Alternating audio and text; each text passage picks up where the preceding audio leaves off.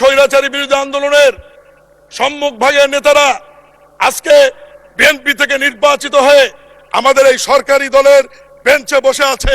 জনাব আমানুল্লাহ আমান, খায়রুল কবির খোকন, আবুল খায়ের ভূঁইয়া, বকুল সহ অনেকের কথা আজকে আমরা যারা আছি 90-এর স্বৈরাচারী বিরোধী আন্দোলনের, এখন যদি আমরা বলি বিরোধী দলের বেঞ্চে কি এরকম আছে, ওনারাও দাঁড়িয়ে বলতে পারে, কিন্তু তাদের নাম কিন্তু ইতিহাসে আলোচনায় নাই।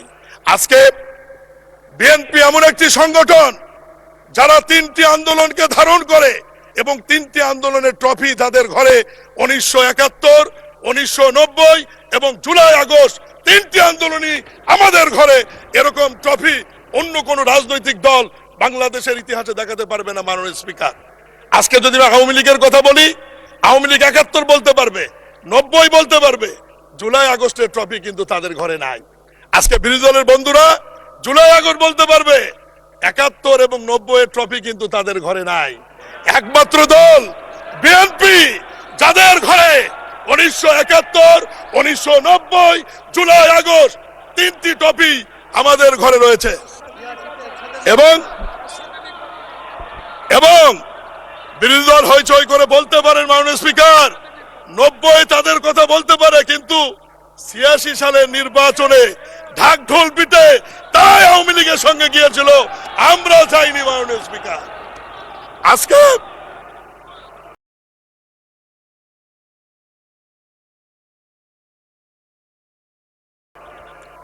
মাননীয় স্পিকার আজকে এনসিপির এক নেতা বাইরে বক্তৃতায় বলেছেন জুলাই আগস্টের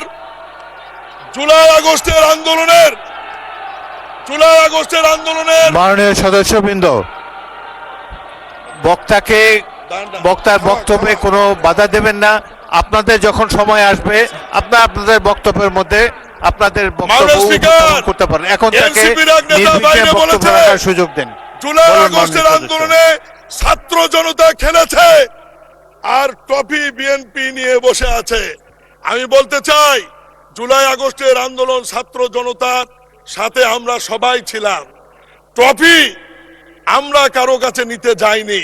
ক্যাপ্টেনকে এটা অন্তর্বর্তীকালীন সরকারের প্রধান ডক্টর ইউনূস চিনে, এই কারণে উনি লন্ডনে গিয়ে আমাদের ক্যাপ্টেন প্রধানমন্ত্রী জনাব তারেক রহমানের কাছে ট্রফি দিয়ে নির্বাচনের তারিখ নিয়ে আসছে। মাননীয় স্পিকার, এতেই প্রমাণিত হয় ছাত্র জনতার আন্দোলনের নেতৃত্বের মূল ভূমিকা কোন দলের ছিল, কোন নেতার ছিল।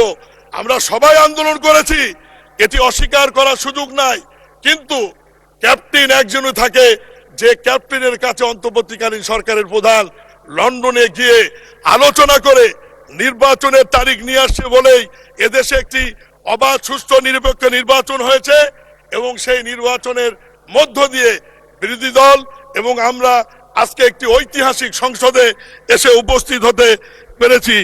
মাননীয় স্পিকার, মহামান্য রাষ্ট্রপতিকে আমি ধন্যবাদ এই কারণে দিতে চাই, বারবার দিতে চাই, কারণ মহামান্য রাষ্ট্রপতিকে নির্বাচিত করেছে আওয়ামী লীগ। শোনেন বিরোধী দল বন্ধুরা, মাননীয় স্পিকার, এই মহামান্য রাষ্ট্রপতির মুখ দিয়ে, এই রাষ্ট্রপতির বক্তব্যের মধ্য দিয়ে এই সংসদে আমরা বলেছি মহান স্বাধীনতার ঘোষক শহীদ রাষ্ট্রপতি জিয়াউর রহমান। এই রাষ্ট্রপতির ভাষণের মাধ্যমে আমরা বলেছি গণতন্ত্রের মা দেশনেত্রী বেগম খালেদা জিয়া। এই মহামান্য রাষ্ট্রপতি আওয়ামী লীগের দ্বারা নির্বাচিত, উনি বক্তব্য বলেছেন আওয়ামী লীগ ফ্যাসিস্ট, আওয়ামী লীগ স্বৈরাচার, আওয়ামী লীগ ভোটচোর।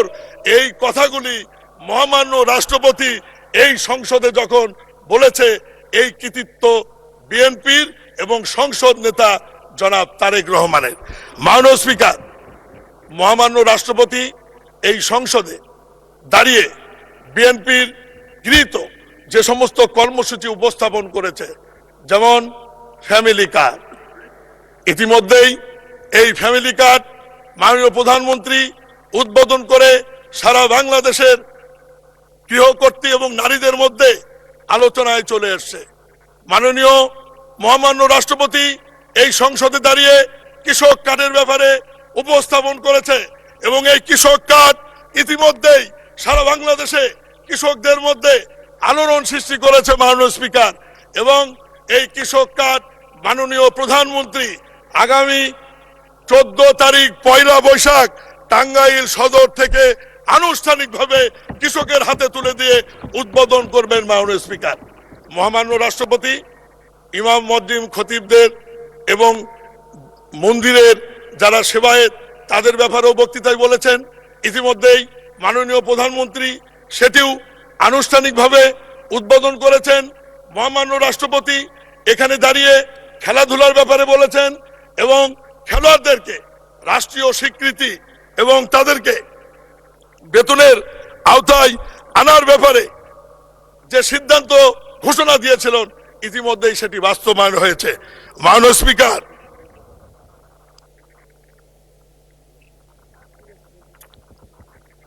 এরপরে প্রথম ক্যাবিনেটের মিটিংয়ে মন্ত্রী পরিষদ সভায় ঐতিহাসিকভাবে মাননীয় প্রধানমন্ত্রী নির্বাচনী প্রচারণায় যে ঘোষণা দিয়েছিলেন যে বিএনপি রাষ্ট্রীয় ক্ষমতায় গেলে কৃষকদের 10,000 টাকা কৃষি ঋণ সুদ সহ মৌকুব করা হবে এবং প্রথম মন্ত্রী পরিষদের মিটিংয়ে এই ঐতিহাসিক একটি সিদ্ধান্ত নিয়ে কৃষকদের মধ্যে প্রাণচাঞ্চল্য সৃষ্টি করেছে আমাদের মাননীয় প্রধানমন্ত্রী এবং মন্ত্রী পরিষদ।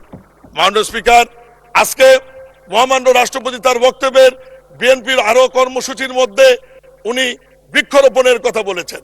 বিএনপি আগামী 5 বছরে 25 কোটি বৃক্ষরোপণ করবে এবং এই বছরই 5,000 বৃক্ষরোপণের প্রস্তুতি, দুঃখিত 5 কোটি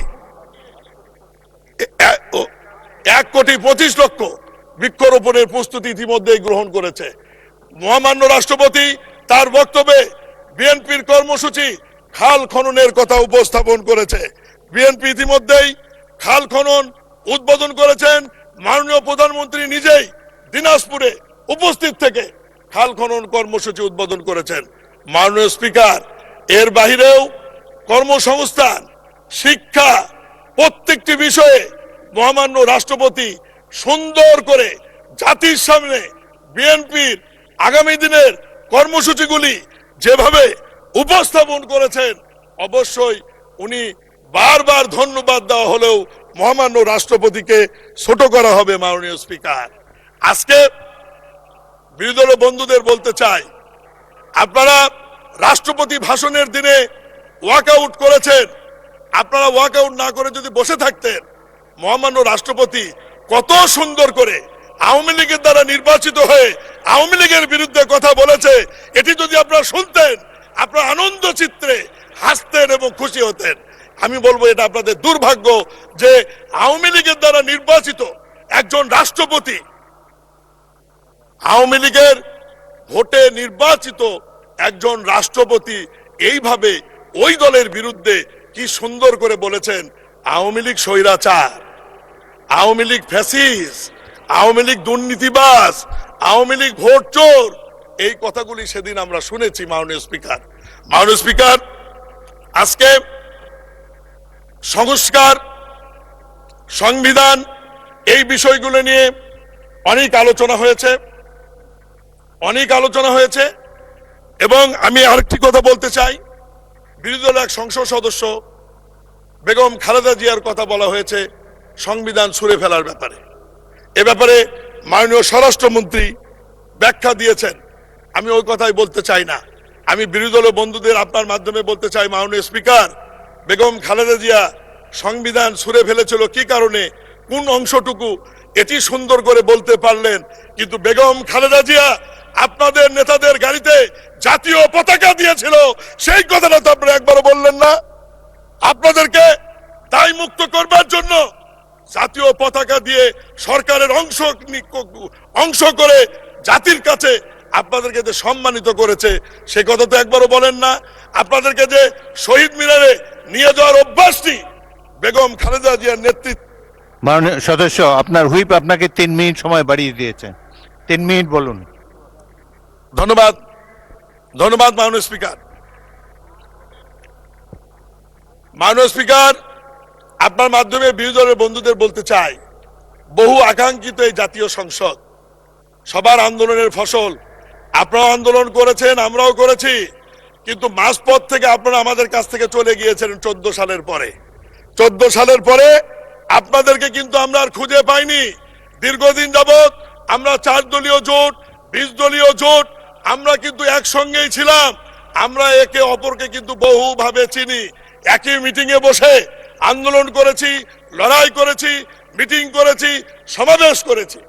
আজকে কোনো এক অজানা কারণে আপনারা গুপ্ত হয়ে পরে জুলাই আগস্টের পরে প্রকাশ্যে এসে জাতির সামনে জুলাই আগস্টকে বারবার ধারণ করার চেষ্টা করে জাতিকে ভুল বুঝিয়ে আপনারা জুলাই আগস্টকে এমন ভাবে ইস্টাবলিশ করতে চান, মনে হয় 1971 সালে দেশে মুক্তিযুদ্ধই হয়নি, 90-এ স্বৈরাচার বিরোধী আন্দোলনই হয়নি।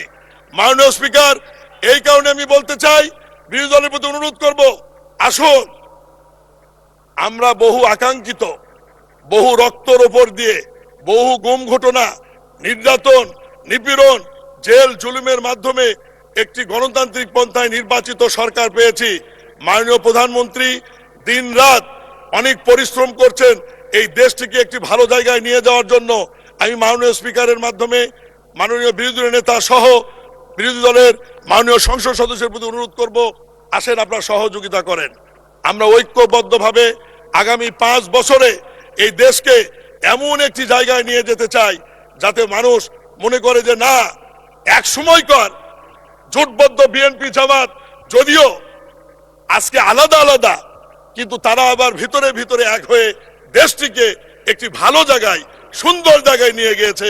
মাননীয় স্পিকার, মাননীয় স্পিকার, আজকে এই সংসদে বিরোধী দলের ভূমিকা অনেক চমৎকার। তার অনেক গুরুত্বপূর্ণ বিলে আমাদেরকে সহায়তা করছেন এবং এই প্রথম আমি দেখলাম সংসদে একটি অনন্য চিত্র যে একসঙ্গে আমরা সবাই হাঁ বলছি, একসঙ্গে আমরা হাত তুলছি এবং যৌথভাবে সর্বসম্মতিক্রমে অনেক বিল পাস করছি। আগামী দিনে দেশ এবং জাতির জন্য যে বিলগুলো আনা হবে, আমি মাননীয় স্পিকারের মাধ্যমে বিরোধী দলের বন্ধুদের অনুরোধ করব যে আমরা ঐক্যবদ্ধভাবে সবাই যেন এই বিলগুলি পাস করে জাতিকে একটি ভালোর দিকে নিয়ে যেতে পারি। আমি সবশেষে মাননীয় প্রধানমন্ত্রীর কাছে কৃতজ্ঞতা এবং ধন্যবাদ জানাবো যে উনি অনেক বিচক্ষণতার সহিত মাননীয় স্পিকার। ধন্যবাদ, ধন্যবাদ মাননীয় প্রতিমন্ত্রী। পরবর্তী বক্তা মাননীয় বিরোধী দলের নেতা, বলুন। মাননীয় স্পিকার, আপনাকে ধন্যবাদ। আমরা প্রথম দিনই অঙ্গীকার ব্যক্ত করেছি এই বিরোধী দল কোনো গতানুগতিক বিরোধী দল হবে না। ন্যায়সঙ্গত সকল কাজে সমর্থন, সহযোগিতা, অন্যায় এবং জনগণের অধিকার হরণকারী সকল পদক্ষেপে আমাদের কণ্ঠ থাকবে আপোষহীন। আমরা সে কথাই বলেছি। আজকে মাননীয় সংসদ সদস্য প্রেসিডেন্টকে ধন্যবাদ জানাইতে গিয়ে আমাদেরকে একবারে জেরবার করে ফেলেছেন এবং তিনি অসংখ্য মিথ্যা তথ্য এখানে এসেছে, যে দুই একটার প্রতিবাদ আপনি নিজেও করেছেন। আমি অনুরোধ করব যে অসত্য কোনো তথ্য যেন এই মহান সংসদে কেউ পরিবেশন না করেন। জেনে শুনে সতর্কতার সাথে আমাদের সকলেরই এখানে দায়িত্বশীল আচরণ করা উচিত। যে জিনিসগুলো অসত্য, বিভ্রান্তিকর, আমি অনুরোধ করব তা এক্সপাঞ্জ করা হোক। ধন্যবাদ মাননীয় স্পিকার। ধন্যবাদ বিরোধী দলের নেতা। আমি বক্তব্য পরীক্ষা করে দেখব, যদি সেখানে অসংসদীয় বা কোনো অসত্য তথ্য থাকে সেটা এক্সপাঞ্জ করা হবে। মাননীয় সদস্যবৃন্দ, পরবর্তী বক্তা জনাব মোহাম্মদ আবুল হাসান, 233